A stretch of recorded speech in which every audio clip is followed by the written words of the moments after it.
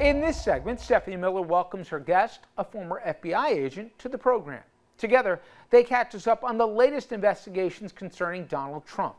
Here's Stephanie. Allison Gill also said Jim Jordan asked the FBI for information on his whistleblowers. When the information came back, their clearances had been revoked for bad behavior. He said never mind and tried to hide it. That's why the FBI released it. Jordan asked for it. I mean, yes. Hard to... There's a great backstory on this. There's a great backstory because in preparation for this so-called explosive hearing yesterday on the Hill, they had been interviewing, the committee, Jordan, had been interviewing this very high-ranking woman in the FBI who started to explain the real reason why these so-called whistleblowers were suspended, had their clearances revoked, right? And it started getting like, uh-oh. So they said, listen, we want you to come back, finish the story. We're not done.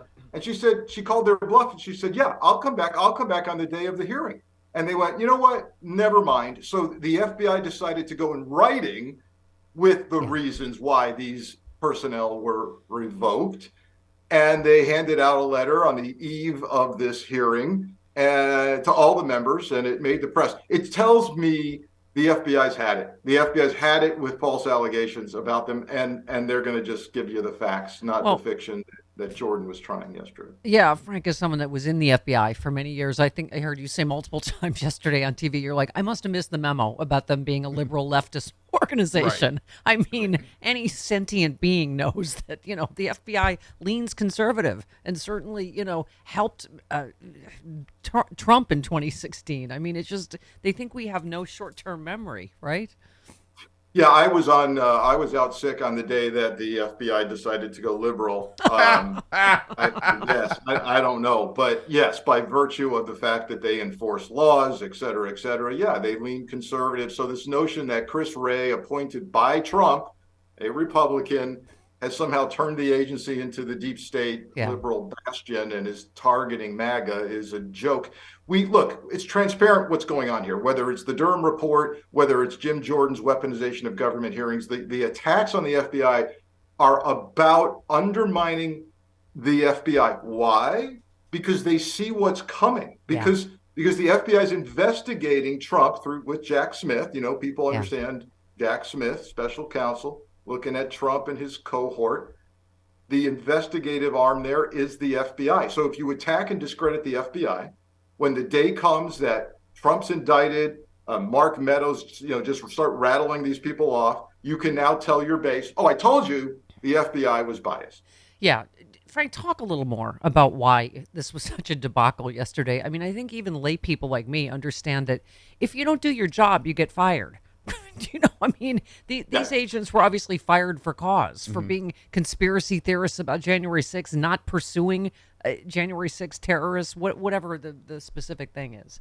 Yeah, there were kind of two issues yesterday that made chaos. Maybe three or four issues. But the reality is that first, the argument over whether these guys are actually whistleblowers. And you can have whistleblower lawyers on for 2 hours and they'll debate all this. The bottom line is a whistleblower is someone who makes a valid claim of serious misconduct or criminal wrongdoing. Usually it's serious waste, fraud, and abuse, and goes through the proper procedures to make what's called a protected disclosure. Okay, so lots of argument about whether FBI employees are supposed to run to their favorite congressman to make a protected disclosure. Merrick Garland has publicly stated, nope, that's not how we do it here at DOJ. You can't do that, sorry. But even if you want to say, no, hey, they should be able to go to Congress, then you have to look at whether they actually alleged criminal conduct by the FBI or serious wrongdoing. The answer is no, as you just said, they're just upset with their lot in life right now. They got their security clearances revoked, and let me run through the litany of really outrageous things some of these guys did. One of the guys, by the way, a guy who didn't even show up yesterday because he's probably facing criminal charges, they found out this agent was inside the goddamn Capitol on January 6th. Aye. And that when confronted about it, he lied about seeing officers assaulted, seeing officers chemical sprayed. He lied, so he's in great jeopardy. Agent number 2 refuses to go on a SWAT assignment to arrest a dangerous Oath Keepers associate who was wearing full tactical gear and is known to have an assault rifle. But he said, that's too aggressive an approach for my friend there. in the Oath Keepers. I'm refusing that assignment, and I'm going to secretly record my supervisors in violation of law. And by the way, I'm going to sneak in after hours and withdraw sensitive information from FBI files. So his clearance revoked. Yeah. Another guy, an analyst, was working a January 6th case. He's asked to find any publicly available information about a subject of the case that indicates he was inside the Capitol or assaulting officers. He goes, nope, can't find anything like that publicly. They closed the case. Another analyst says, hold on a minute, it's right there on the internet.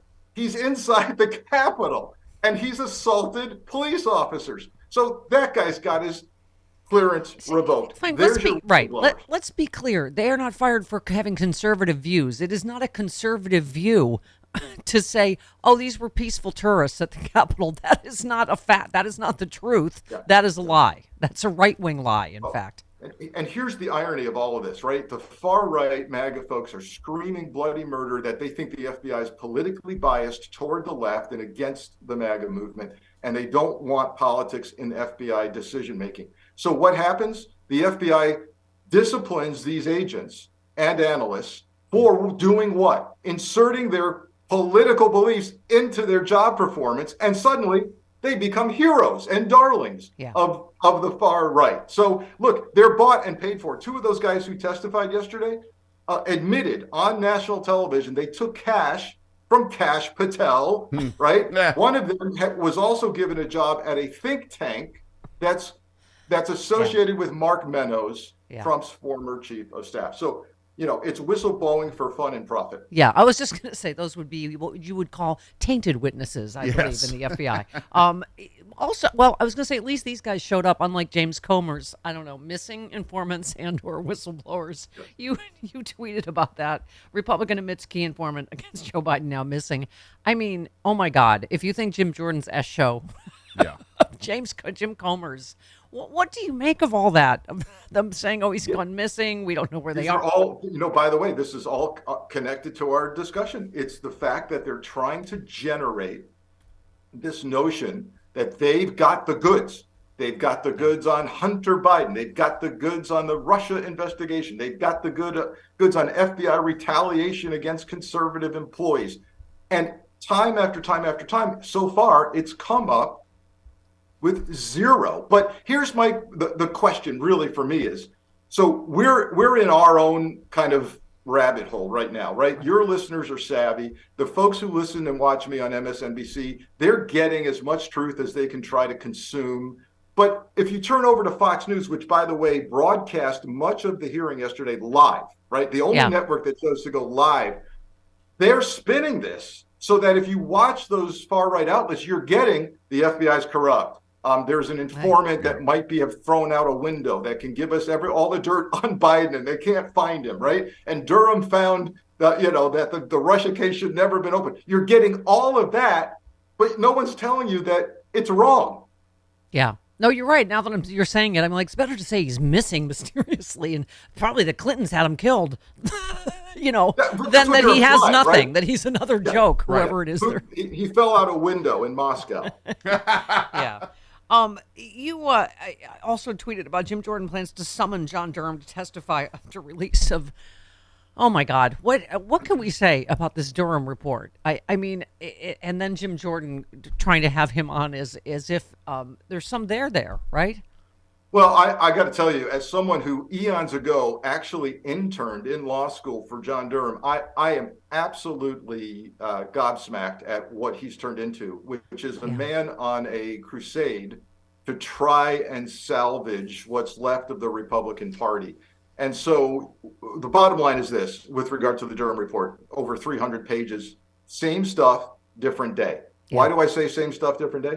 The Department of Justice Inspector General looked at each and every issue of the opening of the Russia investigation originally and found that it was properly predicated. Yep. So we have 300 pages of John Durham going, I don't think it was. I don't think it was properly predicated. Can I just ask, though, how can he even say that with all of the convictions of people that Mueller got?